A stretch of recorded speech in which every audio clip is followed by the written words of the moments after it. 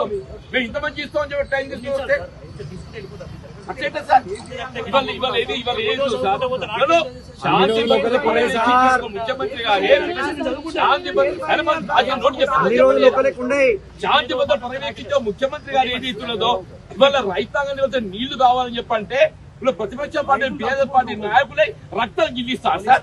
ఒక ముఖ్యమంత్రి గారు మీరు రక్షణ పట్టాధికారి సార్, మీ కష్టం చెప్పుకుంటూ వస్తాం సార్. మీరైతే నీ నెత్తులు చూస్తా అని చెప్పారంటే కాదు సార్. ఇవాళ మీరు ఒక రక్షణ పట్టాధికారి సిఐ గారు సార్, మీకు మా కష్టం చెప్పుకున్నట్టు వచ్చింది సార్. మీరే మాకేది ఇస్తుందో నీ నెత్తులు చూస్తా అని చెప్పంటే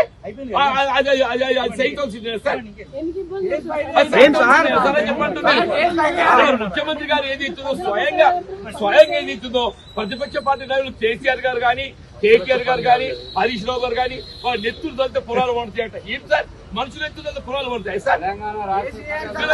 మనుషులు ఎత్తుతో పొలాలు పడతాయి సార్? ఇదేనా ప్రభుత్వ పాలన? శాశ్వత పర్యవేక్షణ ఇదేనా సార్ చెప్పండి. మేము అడిగే సార్ కన్నెపల్లి పంపదు నీరు ఎత్తిపోయారని చెప్పాను. దాని ముఖ్యమంత్రి గారు ఏదైతుందో బిడ్డ స్వరంతో ఏదైతుందో ఇప్పుడు మనుషులు రక్తం తాగే పిశాచిలాగా చెప్పంటున్నా. మేము ఇంత మంది ఇస్తామని చెప్పి టైం తీసుకుంటే అట్లయితే సార్ ఇవాళ ఏది ముఖ్యమంత్రి గారి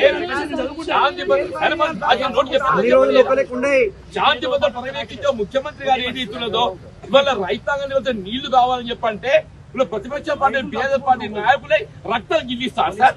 ఒక ముఖ్యమంత్రి గారు మీరు రక్షణ పట్టాధికారి సార్, మీ కష్టం చెప్పుకుంటూ వస్తాం సార్. మీరైతే నీ నెత్తులు చూస్తా అని చెప్పారంటే కాదు సార్. ఇవాళ మీరు ఒక రక్షణ పట్టాధికారి సిఐ గారు సార్, మీకు మా కష్టం చెప్పుకున్నట్టు వచ్చింది సార్.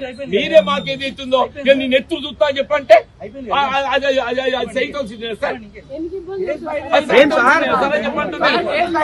ముఖ్యమంత్రి గారు ఏది ఇస్తుందో స్వయంగా ఏది ఇస్తుందో ప్రతిపక్ష పార్టీ నాయకులు కేసీఆర్ గారు కానీ కేటీఆర్ గారు కానీ హరీష్ రావు గారు కానీ వాళ్ళ నెత్తులు తొలితే పొలాలు పడతాయి అంట. ఏం సార్ మనుషులు ఎత్తుతో పొలాలు పడతాయి సార్?